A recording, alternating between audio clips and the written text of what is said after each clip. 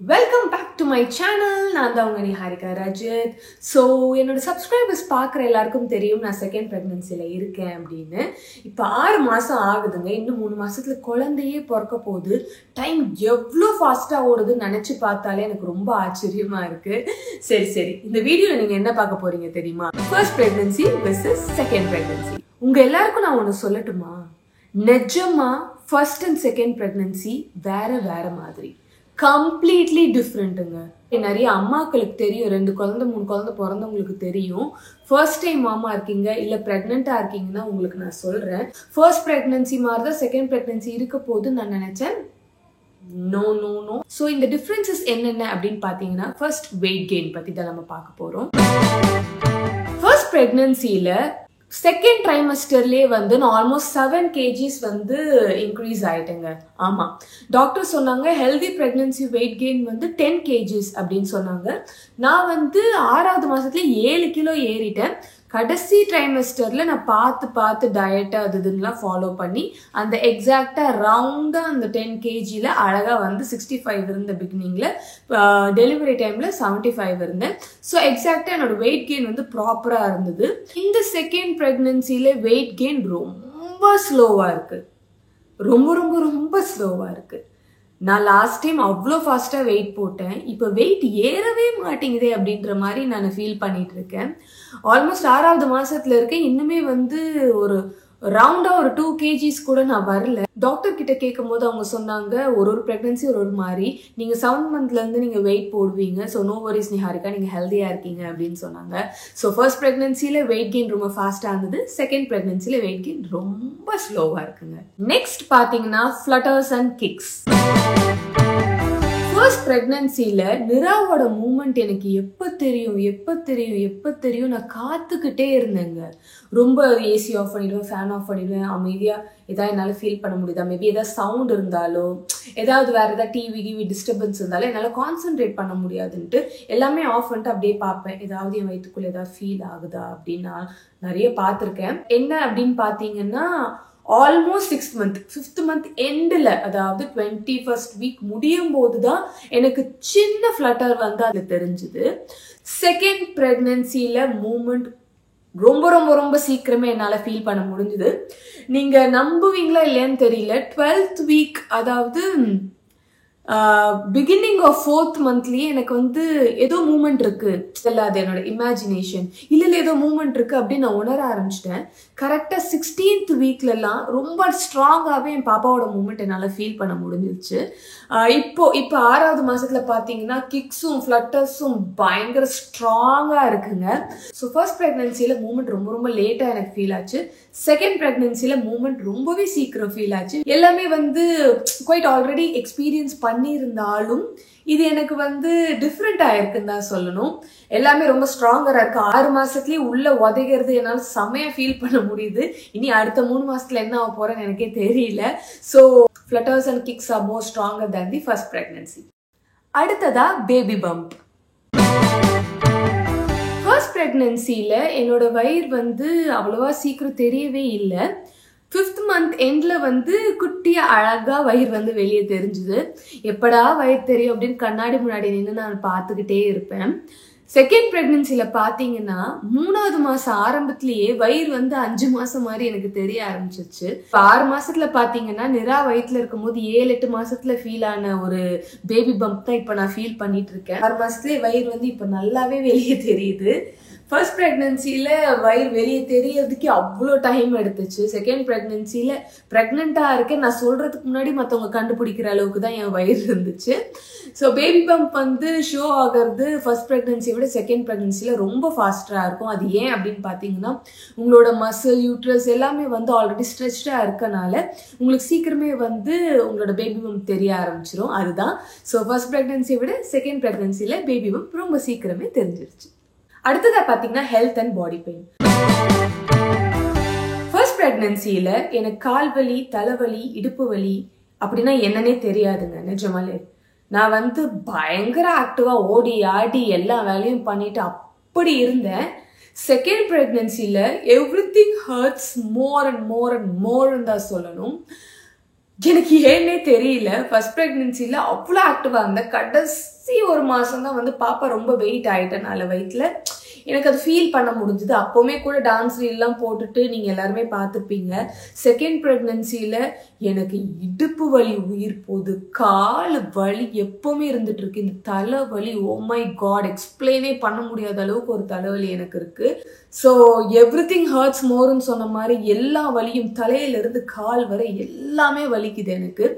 முக்கியமாக உங்கள் எல்லாருக்குமே தெரியும், ஒரு டாட்லர் வச்சுட்டு இன்னொரு ப்ரெக்னென்சியை ஹேண்டில் பண்ணுறது எவ்வளோ கஷ்டம்னு. அதுதான் நான் எக்ஸ்பீரியன்ஸ் பண்ணிட்டு இருக்கேன். ஸோ எல்லாமே வந்து வலிக்குதுங்க, ரொம்ப வலிக்குதுங்க. எஸ், பாடி பெயின் ரொம்ப ரொம்ப அதிகமாக இருக்குது. ஃபர்ஸ்ட் ப்ரெக்னென்சியில் எனக்கு எதுவுமே ஃபீல் ஆகலை. செகண்ட் ப்ரெக்னென்சியில் வலி வலி வலி வலி வலி எல்லாமே வலியாக தான் இருக்குது. அண்ட் ஹெல்த் வைஸ் பார்த்தீங்கன்னா ஃபர்ஸ்ட் ப்ரெக்னென்சியில் அவ்வளோ சில்லுன்னு குடிப்பேன், சில்லுன்னு சாப்பிடுவேன், விச் மீன்ஸ் ஃப்ரெஷ் ஜூஸஸ் குடிப்பேன், நான் சில்லுன்னு சாப்பிடுவேன். எனக்கு எதுவுமே அஃபெக்ட் பண்ணாதுங்க. அவ்வளோ குளுமையாக சாப்பிட்டு கூட எனக்கு எதுவுமே அஃபெக்ட் பண்ணதில்லை.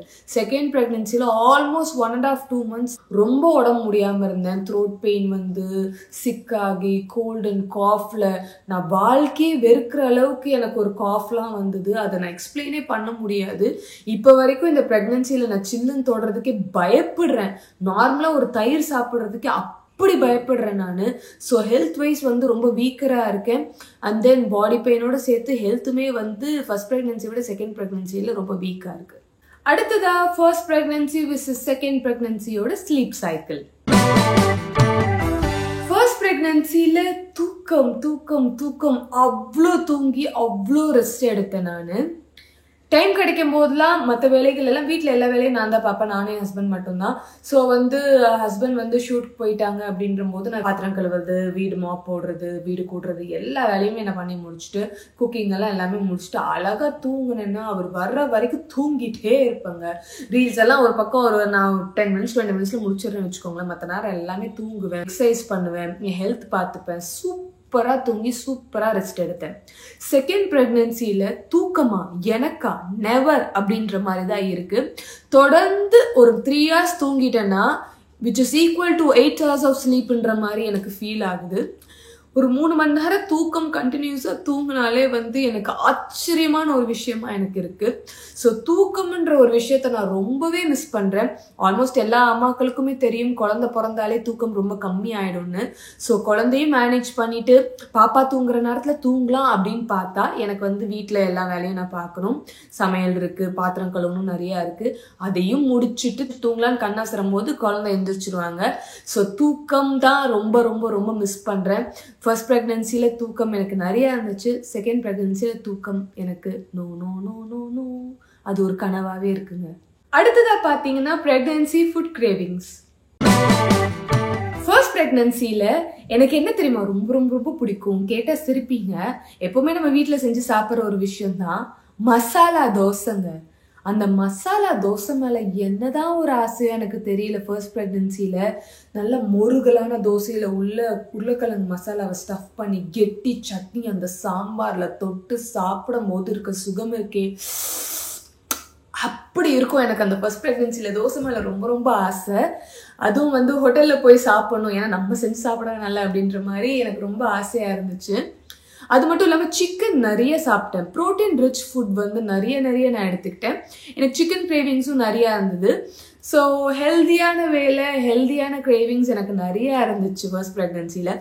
செகண்ட் ப்ரெக்னென்சியில் என்ன தெரியுமா எனக்கு ரொம்ப பிடிக்குது, பிரியாணி வந்து நீங்கள் பக்கெட்டாக கொடுத்தா கூட இப்போ நான் உட்காந்து பொறுமையாக சாப்பிட்டு முடிச்சிருவேன். அந்த அளவுக்கு எனக்கு இப்போ வந்து பிரியாணி மேலே ரொம்ப ஒரு ஆசை வந்திருக்கு. என்னன்னு தெரியல, எப்போவுமே பிரியாணி அடிக்கடி நம்ம சாப்பிட்ற ஒரு விஷயம்தான். இந்த ப்ரெக்னென்சியில் பிரியாணி, என் வாய் வந்து பிரியாணி மேலே அப்படியே ஒரு ஈர்ப்பில் இருக்குது. ஸோ பிரியாணி தான் இந்த ப்ரெக்னென்சியில் எனக்கு ரொம்ப பிடிச்சிருக்கு. அது மட்டும் இல்லாமல் இப்போ லாஸ்ட் ப்ரெக்னென்சி மாதிரி எனக்கு சிக்கனுமே வந்து சிக்கனில் எது கொடுத்தாலும் சாப்பிடலாம் அப்படின்ற மாதிரி இருக்குது. வியர்டான ஒரு விஷயம், எனக்கு வியர்டு உங்களுக்கு கிடையாது. என்ன அப்படின்னு பார்த்தீங்கன்னா ஸ்வீட் கிரேவிங். எனக்கு சின்ன வயசுலேருந்து ஸ்வீட்னா சுத்தமாக பிடிக்காது. சாக்லேட் ஃப்ளேவர்லாம் அப்படின்னு எனக்கு சுத்தமாக பிடிக்காது. சாக்லேட் ஃப்ளேவர் பிடிக்காது. எனக்கு ஸ்வீட் பெருசாக விருப்பப்பட மாட்டேன். யாராவது ஸ்வீட் கொடுத்தா கூட கொஞ்சம் தான் எடுத்துப்பேன், நான் நிறையாலாம் எடுத்துக்க மாட்டேன். எனக்கு ஸ்வீட் டூத் கிடையாது. நான் அப்படி இருக்க நான் இந்த 6வது மாதம் பிகினிங்லேருந்து அதிசயமா எனக்கு இனிப்புனா அவ்வளோ பிடிக்குதுங்க. எனக்கு ரொம்ப ஆச்சரியமா இருக்கு. என் ஹஸ்பண்ட் கிட்ட எனக்கு ஜிலேபி வாங்கி தரீங்களா, அது வாங்கி தரீங்களா, இது வாங்கி தரீங்களான்னு நான் ரொம்ப ஆசையா கேட்குறேன். எனக்கே இது ரொம்ப புதுசான ஒரு விஷயம், ஸ்வீட் கிரேவிங்ஸ்ன்றது. ஸோ இந்த ப்ரெக்னன்சியில் எனக்கு இனிப்பு ரொம்ப பிடிக்க ஆரம்பிக்குது. அதுவும் இந்த மாசத்துல இருந்து தான். ஸோ ஃபர்ஸ்ட் ப்ரெக்னன்சியோட ஃபுட் கிரேவிங்ஸ் டோட்டலாக செகண்ட் ப்ரெக்னன்சி கிரேவிங்ஸை விட டிஃப்ரெண்ட்டாக தாங்க இருக்குது. Morning sickness. ஃபர்ஸ்ட் ப்ரெக்னன்சியில் எனக்கு பயங்கரமான மார்னிங் சிக்னஸ் இருந்தது தான். ஃபர்ஸ்ட் ட்ரைமஸ்டரில் இருந்தது, செகண்ட் ட்ரைமஸ்டரில் இல்லை, லாஸ்ட் ட்ரைமஸ்டரில் வந்தது. டெலிவரி பெயினில் கூட நான் வாந்தி எடுத்துகிட்டு தான் இருந்தேன். செகண்ட் ப்ரெக்னன்சியில் நானும் அதே மாதிரி மார்னிங் சிக்னஸ் இருந்துச்சு. ஓகே, ஃபர்ஸ்ட் 3 months இருக்கணும், அதுக்கப்புறம் போயிடும் அப்படின்னு நினச்சேன். இப்போ வரைக்கும் எனக்கு மார்னிங் சிக்னஸ் இருக்குங்க. ஏதாவது சாப்பிட்டேன்னா போய் வாந்தி எடுத்துடுறேன். அது மேபி அதனால தான் நான் வெயிட் கெயின் ஆகலைன்னு நினைக்கிறேன். பயங்கரமாக எனக்கு வாந்தி வந்துக்கிட்டே தான் இருக்குது. நல்லா சாப்பிட்றேன், சாப்பிட்ட கொஞ்ச நேரத்தில் எனக்கு வாந்தி வந்துடுது. ஸோ ஃபர்ஸ்ட் ப்ரெக்னன்சியில் இடையில ஒரு 3 மாதம் எனக்கு கேப் இருந்தது வாந்தியிலிருந்து. இப்போ எனக்கு இப்போ வரைக்கும் நான் வாந்தி எடுத்துகிட்டே தான் இருக்கேன். சில ஸ்மெல்லாம் எனக்கு பிடிக்க மாட்டேங்குது. முக்கியமாக ஒரு விஷயம் பார்த்தீங்கன்னா, சில பாட்டுங்களை கேட்டால் எனக்கு வாந்தி வருது, வந்துக்கிட்டே இருக்கு எனக்கு. ஸோ என்னோட morning sickness heavier then the first ப்ரெக்னன்சின்னு தான் சொல்லணும். ஃபர்ஸ்ட் ப்ரெக்னன்சியில் பார்த்தீங்கன்னா மாதம் தவறாமல் பேபி பம்ப் ஃபோட்டோ எடுத்துருவேன். ஸோ நம்ம பாப்பா பிறந்தோடனே baby bump first month, second month, third மந்த்லாம் அழகாக ஃபோட்டோஸ் போடணுன்றதுக்காக பார்த்து ஃபோட்டோஸ் எடுப்பேன். ஏன்னா நான் நல்லா பார்த்துக்கிட்டேன், ஸ்கின்லாம் க்ளோவாக இருந்தது, சூப்பராக இருந்தது. செகண்ட் ப்ரெக்னன்சியில் பார்த்தீங்க அப்படின்னா ஃபஸ்ட்டு மாதம் எடுத்தேங்க பேபி பம்ப் ஃபோட்டோ. இப்போ 6 மாதம் ஆக போது. இப்போ வரைக்கும் நான் எந்த ஃபோட்டோவுமே எடுக்கல, பேபி பம்ப் ஃபோட்டோ எதுவுமே எடுக்கல. என்னால் எடுக்கவும் முடியல, டைம் சுத்தமாக இல்லை. குட்டியோடு ஓடிட்டே இருக்கேன்னா அதனால ப்ராப்பராக என்னால் ஒரு பேபி பம்ப் ஃபோட்டோஸ் கூட எடுக்க முடியல. ஸோ செல்ஃப் கேருன்றது 0 ஆகிடுச்சு. அண்ட் எஸ், மெமரிஸ் ஃபர்ஸ்ட் ப்ரெக்னன்சியில் நான் சேகரித்த அளவுக்கு செகண்ட் ப்ரெக்னன்சியில் என்னால் எதுவுமே டாக்குமெண்ட் பண்ண முடியல. ஸோ ஃபர்ஸ்ட் ப்ரெக்னன்சியில் செல்ஃப் கேரும் எல்லாமே கொஞ்சம் அதிகமாக இருந்தது. செகண்ட் ப்ரெக்னன்சியில் ஒன்றுமே இல்லைன்னு தான் சொல்லணும். So yes, first pregnancy versus second ப்ரெக்னன்சியோட டிஃப்ரென்சஸ்லாம் நான் உங்ககிட்ட ஷேர் பண்ணேன். இன்னும் 3 மாதம் இருக்குது. அதில் என்னெல்லாம் ஃபேஸ் பண்ண போகிறேன்றதை சீக்கிரமே அதையும் நான் வீடியோவாக போடுறேன். நீங்கள் யாராவது செகண்ட் டைம் ப்ரெக்னெண்ட்டாக இருக்கீங்க அப்படின்னா நீங்கள் என்னெல்லாம் டிஃப்ரென்சஸை ஃபேஸ் பண்ணுறீங்கன்றதை மறக்காமல் கமெண்ட் பண்ணுங்கள். ஆல்ரெடி உங்களுக்கு 2-3 குழந்தை இருக்குன்னா நீங்களும் ஃபர்ஸ்ட் ப்ரெக்னன்சி, செகண்ட் ப்ரெக்னன்சி, ஏன் திஸ் இஸ் தேர்ட் ப்ரெக்னன்சி கூட நீங்கள் கமெண்ட் பண்ணுங்க. நான் ரீட் பண்றதுக்கு ரொம்ப ஆவலா இருக்கேன். எஸ், இந்த வீடியோ உங்களுக்கு பிடிச்சது அப்படின்னா மறக்காம லைக் பண்ணுங்க, ஷேர் பண்ணுங்க, கமெண்ட் பண்ணுங்க, சப்ஸ்கிரைப் பண்ணுங்க. எப்பவும் போல உங்களோட லவ் அண்ட் சப்போர்ட் எனக்கு கொடுங்க. Love you all. Thank you so much.